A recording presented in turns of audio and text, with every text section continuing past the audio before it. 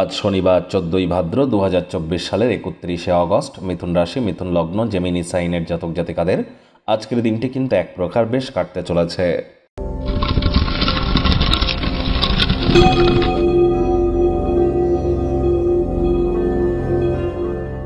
ভিডিওটির শুরুতেই স্ক্রিনে আপনারা দেখতে পাচ্ছেন শনি মহারাজের প্রণাম মন্ত্র।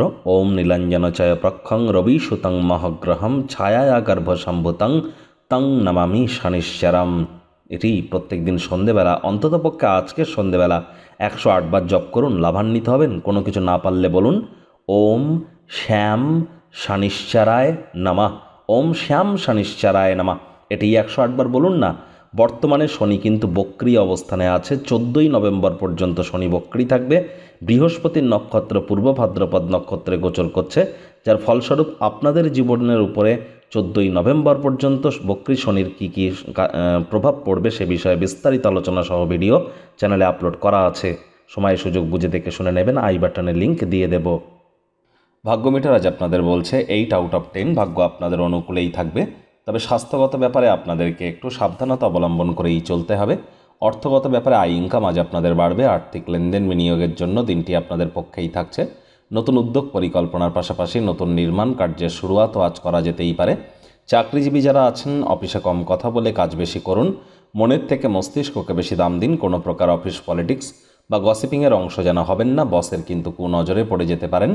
রাজনীতিবিদ যারা আছেন, জনসংযোগ বৃদ্ধি করুন। কঠোর কায়িক পরিশ্রমের কোনো বিকল্পই কিন্তু নেই। শিক্ষার্থী বিদ্যার্থীরা যে কোনো প্রকার পরীক্ষা প্রতিযোগিতায় অবশ্যই সফলতা অর্জন করবেন।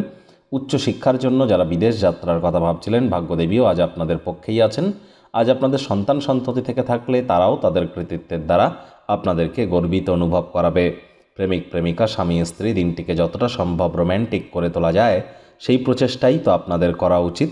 অবিবাহিতদের বিবাহের যোগ পরিলক্ষিত হচ্ছে। যারা প্রেমে পড়েননি তাদের জীবনে স্বপ্নের নারী বা পুরুষের আগমন আজ কিন্তু হতেই পারে। একটু প্রচেষ্টা আপনাদেরকেও করতে হবে। শত্রুপক্ষ বিরোধী পক্ষ আজ একটু হলেও শক্তিশালী থাকছে। পরিবার পরিজন নিকটে স্থানীয় ব্যক্তিবর্গদের প্রতি সকল দায়িত্বগুলিকে সঠিক সময়ের মধ্যে পালন করুন। গৃহের বাইরে যাওয়ার আগে বয়োজ্যেষ্ঠদের আশীর্বাদ লাভ করুন, এটি আপনাদের অত্যন্ত উপকারে আসবে।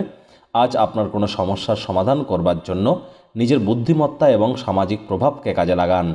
আজ অতিরিক্ত সময় আপনারা যদি পান তাহলে সেখানে বই পড়ুন, ইন্টারনেট অফ থিংসের মধ্য দিয়ে কোয়ালিটি টাইম পাস করুন বা নিজের ব্যক্তিত্বের মূল্যায়ন করে কাটান। ঘনিষ্ঠ ব্যক্তিবর্গের সাথে ফোনে অনেক সময় কথা বলতে পারেন, সেখানে কিছুটা হলেও মেন্টালি রিলিফ আপনারা পেয়ে যাবেন।